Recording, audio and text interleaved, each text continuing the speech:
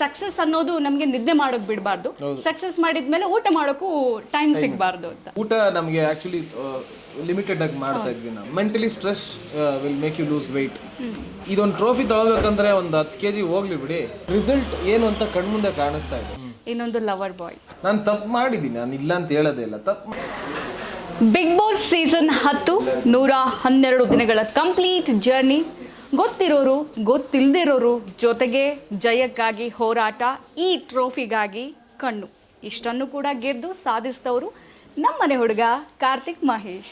So Karthik Mahesh ಈಗ full busy ಆಗಿದ್ದಾರೆ, ಸುಸ್ತಾಗಿದ್ದಾರೆ, ಊಟ ಮಾಡೋದಕ್ಕೂ ಪುರ್ಸೊತ್ತಿಲ್ಲ. ಅದೇನೋ ಹೇಳ್ತಾರಲ್ಲ, ನಾವು ಕೆಲಸ ಮಾಡಬೇಕು, ಕೆಲಸ ಮಾಡಿ ನಾವು ಆ ಯಶಸ್ಸು ಗಳಿಸ್ಬೇಕು ಅಂದರೆ ಗಳಿಸಿದಾಗ ನಮಗೆ ಊಟ ಮಾಡೋಕ್ಕೂ ಕೂಡ ಪುರ್ಸೊತ್ತಿರಬಾರ್ದಂತೆ. ಆ ಲೆವೆಲ್ಗೆ ಹೋದಾಗಲೇ ನಾವು ಅಚೀವ್ ಮಾಡೋಕ್ಕೆ ಸಾಧ್ಯ ಅಂತ ಖಂಡಿತವಾಗ್ಲೂ ಅದನ್ನು ಮಾಡಿದ್ದಾರೆ. ಸೊ ಕಾರ್ತಿಕ್ ಅವ್ರನ್ನ ಮಾತಾಡ್ಸೋಣ, ಹೇಗಿದೆ ಬಿಗ್ ಬಾಸ್ ಜರ್ನಿ, ಆ ವಿನ್ನಿಂಗ್ ಮೂಮೆಂಟ್, ಜೊತೆಗೆ ಈಗ ರೆಸ್ಪಾನ್ಸ್ ಹೇಗೆ ಸಿಗ್ತಾ ಇದೆ, ಆ್ಯಂಡ್ ಕಾರ್ತಿಕ್ ಅವರ ಡ್ರೀಮ್ ಕಮ್ ಟ್ರೂನ ಮಾತಾಡ್ಸೋಣ. ಹಾಯ್ ಕಾರ್ತಿಕ್, ಹಲೋ, ಹೇಗಿದ್ದೀರಾ?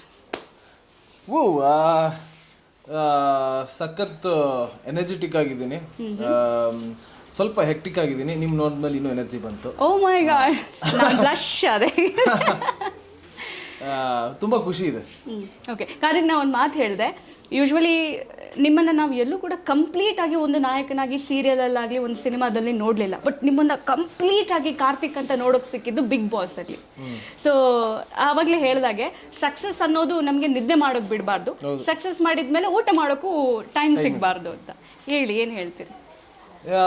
ನಾನು ಹೇಳಿದ್ನಲ್ಲ, ನೀವು ಆಗಲೇ ಹೇಳಿದಾಗೆ ಊಟ ಮಾಡೋಕ್ಕೂ ಸಮಯ ಸಿಗ್ತಾ ಇಲ್ಲ. ಅದ್ರ ಬಗ್ಗೆ ಖುಷಿ ಇದೆ, ಹೆಮ್ಮೆ ಇದೆ. ನಾನು ಬಿಗ್ ಬಾಸ್ ಮನೆಯಲ್ಲಿ ನಾನು ಐ ಲಿವ್ಡ್ ದೇರ್. ಅದಕ್ಕೋಸ್ಕರ ಜನ ನನ್ನನ್ನು ಖುಷಿಯಿಂದ ಅಪ್ಕೊಂಡಿದ್ದಾರೆ. ಇವತ್ತಿಗೆ ಇಷ್ಟು ಬ್ಯುಸಿ ಆಗಿದ್ದೀನಿ ಅಂದರೆ it is only because of the love the people have given me. ನನ್ನ ಅಭಿಮಾನಿಗಳು, ಜನಗಳು, ಎಷ್ಟು ದೊಡ್ಡ ವಯಸ್ಸಿನವರು, ಚಿಕ್ಕ ಮಕ್ಕಳು, ಎಲ್ಲರೂ ನನ್ನ ಇಷ್ಟಪಟ್ಟಿದ್ದಾರೆ, ಅಪ್ಕೊಂಡಿದ್ದಾರೆ. ಆ ಒಂದು ಪ್ರೀತಿನೇ ನಾನು ಇಲ್ಲಿ ತಂದು ಕೂರಿಸಿದೆ. ಇಷ್ಟು ಬ್ಯುಸಿ ಆಗಿರೋದಕ್ಕೂ ಅವರೇ ಕಾರಣ. ಓಕೆ, ತುಂಬ ವೆಯ್ಟ್ ಇದ್ರಿ ಹೋಗುವಾಗ, ನಿಮ್ಮ ಬೈಸಿಪ್ಸ್ ಎಲ್ಲ ಕಾಣ್ತಾ ಇತ್ತು, ತುಂಬ ಸಣ್ಣ ಆಗಿದ್ದೀರಿ, ಎಲ್ಲ ಫೇಸ್ ಎಲ್ಲ ಒಳಗೆ ಹೋಗ್ಬಿಟ್ಟಿದೆ. ಒಂದು ಅಲ್ಲಿ ಊಟ ನಮಗೆ ಆ್ಯಕ್ಚುಲಿ ಲಿಮಿಟೆಡ್ ಆಗಿ ಮಾಡ್ತಾ ಇದ್ವಿ ನಾವು ಗ್ರಾಸರೀಸ್ ಆಡಿ ಗೆದ್ಕೋಬೇಕಾಗಿತ್ತು ಆ್ಯಂಡ್ ಬ್ಯಾಲೆನ್ಸ್ ಮಾಡಬೇಕಾಗಿತ್ತು. ಸೊ ಆ ಒಂದು ವಿಷಯದಲ್ಲಿ ವೆಯ್ಟ್ ಲಾಸ್ ಆಗ್ತಿತ್ತು. ಒಂದು ಫ್ಯಾಮಿಲಿ ರೌಂಡ್ ಅಂತ ಬಂದಾಗ ಎಲ್ಲರೂ ಆ್ಯಕ್ಚುಲಿ ಗೇನ್ ಆದ್ವಿ, ಯಾಕಂದರೆ ಚೆನ್ನಾಗಿ ಎಲ್ಲರ ಮನೆಯಿಂದನೂ ಊಟ ಬಂತು. ಅದಾದಮೇಲೆ ಮತ್ತೆ mentally stress will make you lose weight. ಅದೊಂದು ವೆನ್ ಯು ಆರ್ ಲೋ, ಅದು ಯಾವಾಗಲೂ ನಿಮ್ಗೆ ವೆಯ್ಟ್ ಲಾಸ್ ಆಗುತ್ತೆ.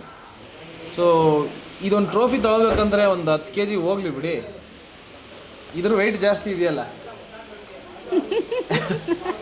ಸೂಪರಾ dialogue. Okay Karthik, big boss ಅಂತ ಬಂದಾಗ ನೀವು ಸೆಲೆಕ್ಟ್ ಮಾಡಿದ್ದು 1 ಡೇಯಲ್ಲಿ ಹೋಗೋ ಡಿಸಿಷನ್ನ ನೀವು ಮಾಡಿದ್ದು. ಸೊ ಯೂಶ್ವಲಿ ಈಗ ಒಂದು ಪ್ಲ್ಯಾಟ್ಫಾರ್ಮ್ ಅಂತ ಬಂದಾಗ ನಾವು ಓಕೆ ಹೋಗ್ತೀವಿ ಅಂತ ಅಂದ್ಕೊಳ್ಳೋ ಹಿಂದೆ ಸುಮಾರು ನೆಗೆಟಿವ್ ಥಾಟ್ಸ್ ಓಡ್ತಾ ಇರುತ್ತೆ.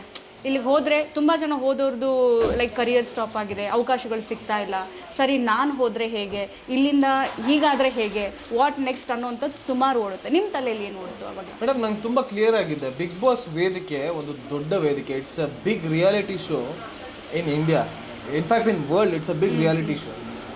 ಸೊ ಅಂಥ ಒಂದು ವೇದಿಕೆ ಸಿಕ್ಕಿದಾಗ ನಮ್ಮ ಮೇಲೆ ಫಸ್ಟ್ ನಮಗೆ ನಂಬಿಕೆ ಇರಬೇಕು. ಅದು ನೆಗೆಟಿವ್ ಆಗೋದು, ನಾವು ನೆಗೆಟಿವ್ ಆದರೂ ಯಾರು ಮಾಡ್ಕೊಳ್ಳೋದು? ನಾವೇ ಮಾಡ್ಕೊಳ್ಳೋದು. ಆ್ಯಂಡ್ ಪಾಸಿಟಿವ್ ಆದರೆ ಯಾರು ನಾವೇ ಮಾಡ್ಕೊಳ್ಳೋದು. ಸೊ ಆ ವೇದಿಕೆ ಮೇಲೆ ನಂಬಿಕೆ ಇದೆ, ನನ್ನ ಮೇಲೆ ನಂಗೆ ನಂಬಿಕೆ ಇದ್ದಾಗ ಸೊ ರಿಸಲ್ಟ್ ಏನು ಅಂತ ಕಣ್ಮುಂದೆ ಕಾಣಿಸ್ತಾ ಇದೆ. ಸೊ ಯಾರು ನೆಗೆಟಿವ್ ಅಂತ ಹೇಳ್ತಾ ಇದ್ರು, ಅದು ನೆಗೆಟಿವ್ ಅಲ್ಲ. ಬಿಗ್ ಬಾಸ್ ಯಾವ ಒಂದು ಕಣ್ಣಿಗೆ ಬೆಣ್ಣೆ ಒಂದು ಕಣ್ಣಿಗೆ ಸುಣ್ಣ ಮಾಡಲ್ಲ, ಯಾರಿಗೂ ಮೋಸ ಮಾಡಲ್ಲ, ಎಲ್ಲರೂ ಈಕ್ವಲ್ ಆಗಿ ಟ್ರೀಟ್ ಮಾಡ್ತಾರೆ. ಯಾರನ್ನು ನೆಗೆಟಿವ್ ಆಗಿ ಪೋಟ್ರೆ ಮಾಡಲ್ಲ, ಯಾರನ್ನು ಪಾಸಿಟಿವ್ ಆಗಿ ಪೋಟ್ರೆ ಮಾಡೋಕ್ಕೆ ಹೋಗಲ್ಲ. They show equal. ಸೊ ನಮ್ಮನ್ನು ನಾವು ಹೇಗೆ ತೋರಿಸ್ಕೋಬೇಕು ಅನ್ನೋದು ನಮಗೆ ಗೊತ್ತಿರಬೇಕು. ನಮ್ಮ ಪಾಸಿಟಿವ್ನೆಸ್ ಏನು ಅಂತ ಗೊತ್ತಿರಬೇಕು. ಈವನ್ ನಮ್ಮ ನೆಗೆಟಿವ್ನೆಸ್ನು ನಾವು ತೋರಿಸ್ಲೇಬೇಕು. That is what we are. ನಮ್ಮ ಜೆನ್ಯೂನ್ ಆಗಿ ನಮ್ಗೆ ಏನು ಅನಿಸುತ್ತೆ ನಾವು ಅದಕ್ಕೆ ರಿಯಾಕ್ಟ್ ಮಾಡಿದ್ರೆ ಜನ ನಮ್ಮ ಒಂದು ಸಣ್ಣ ತಪ್ಪನ್ನು ಫಾರ್ಗಿವ್ ಮಾಡ್ತಾರೆ ಆ್ಯಕ್ಚುಲಿ. ಸೊ ನಾವಾಗಿದ್ದರೆ ಎಲ್ಲವೂ ಚೆನ್ನಾಗೇ ಇರುತ್ತೆ, ಯಾವುದು ನೆಗೆಟಿವ್ ಆಗ್ತದೆ. ಓಕೆ ಕಾರ್ತಿಕ್, ನಾವು ಬಿಗ್ ಬಾಸ್ ಮನೆ ಒಳಗೆ ಕಂಡಿದ್ದು ಒಂದು ಕಾರ್ತಿಕ್ ಫೈಟರ್, ಒಂದು ಕಾರ್ತಿಕಲ್ಲಿರುವಂತಹ ಒಂದು ಏನಂತಾರೆ ವಿನ್ ಆಗಬೇಕು ಅನ್ನೋಂಥ ಅಗ್ರೆಸಿವ್ನೆಸ್, ಇನ್ನೊಂದು ಲವರ್ ಬಾಯ್. ಯಾಕೆ ಲವರ್ ಬಾಯ್ ಅಂತ ನಗು ಅಂತ? ಅಲ್ಲ, ಒಳ್ಳೆ ಒಳ್ಳೆ ಟೈಟ್ಲ್ಗಳು. ಎಲ್ಲವೂ ಇರ್ಬೇಕಲ್ವಾ ಒಬ್ಬ ಮನುಷ್ಯನಲ್ಲಿ. ತುಂಟತನ ಇರಬೇಕು, ನಿಜ. ಕಳ್ಳತನ ಇರಬೇಕು, ಸುಳ್ಳುತನ ಇರಬೇಕು, ಎಲ್ಲ ಇರಬೇಕು. ಆಗ್ಲೇ ಒಬ್ಬ ಮನುಷ್ಯ ಆಗಕ್ಕೆ ಸಾಧ್ಯ. ಓಕೆ. ಕೋಪನೂ ಇರಬೇಕು, ಅಳುನೂ ಇರಬೇಕು, ನಗುನೂ ಇರಬೇಕು. ಎಲ್ಲ ಒಂದು ಮಿಕ್ಸರ್ ಇದ್ದಾಗ ಒಬ್ಬ ಕಂಪ್ಲೀಟ್ ಮ್ಯಾನ್ ಆಗಕ್ಕೆ ಸಾಧ್ಯ. That is me. ಕೆಲವು ಜಾಸ್ತಿ ಇದೆ, ಕೆಲವು ಕಮ್ಮಿ ಇದೆ ಅಷ್ಟೇ. ಓಕೆ. ಸೊ ಎಲ್ಲಾದ್ರೂ ಒಂದು ಕಡೆ ಬಿಗ್ ಬಾಸ್ ಮನೆಯಲ್ಲಿ ಈ ಒಂದು ಸಣ್ಣ ಬದಲಾವಣೆಯನ್ನು ಮಾಡಬೇಕಿತ್ತು ಅಂತ ಅನಿಸಿದ್ರೆ, ಈಗ ಯೂಶಲಿ ನಿಮಗೆ ಕೋಪ ಬಂದಿರುತ್ತೆ, ಬೈಯೋಕ್ಕಾಗಲ್ಲ, ಬಿಕಾಸ್ ಎಲ್ಲ ಕೇಳ್ತಾ ಇರುತ್ತೆ. ಸೊ ಒಂದು ರೂಮ್ ಅಂತ ಇದ್ದು ನಿಮ್ಮ ಫ್ರಸ್ಟ್ರೇಷನ್ನ ಆಚೆ ಹಾಕೊಳ್ಳೋಕ್ಕೆ, ಅಥವಾ ನೀವು ಅಳಬೇಕು, ಇದು ಮಾಡಿ ಮತ್ತೊಂದು ಮಗದೊಂದು ಏನೋ ಹೇಳಬೇಕು ಅಂದಾಗ, ಸೊ ಅಲ್ಲಿ ಏನಾದರೂ ಒಂದು ಸ್ವಲ್ಪ ಆಲ್ಟರ್ ಮಾಡಬೇಕಿತ್ತು, ಚೇಂಜಸ್ ಮಾಡಬೇಕಿತ್ತು ಅಂತ ಈಗ ಅನಿಸ್ತಾ ಇದೆಯಾ? ಯಾವುದಕ್ಕೂ ಆಲ್ಟರ್ ಮಾಡಬೇಕು, ಚೇಂಜಸ್ ಮಾಡಬೇಕು ಅಂತ ಯಾವುದಕ್ಕೂ ಅನ್ಸಲ್ಲ. ಯಾವ ರಿಗ್ರೆಟು ಇಲ್ಲ. ಎಲ್ಲವೂ ಆಗಿದ್ದು, ಆಗಬೇಕಾಗಿದ್ದಕ್ಕೆ ಆಗಿದ್ದು. ನನ್ನ ಒಂದು ಪರ್ಸ್ನಾಲಿಟಿ ನನಗೆ ಕಾಣಿಸಿದೆ. ನಾನು ತಪ್ಪು ಮಾಡಿದ್ದೀನಿ, ನಾನು ಇಲ್ಲ ಅಂತ ಹೇಳೋದೇ ಇಲ್ಲ. ತಪ್ಪು ಮಾಡಿದ್ದೀನಿ, ಅದನ್ನು ತಪ್ಪು ಮಾಡಿದಾಗ ಕ್ಷಮೆ ಕೇಳಿದ್ದೀನಿ, ಅದನ್ನು ತಿದ್ಕೊಂಡು ಇದ್ದೀನಿ. Everything is me. So I don't regret anything. Okay.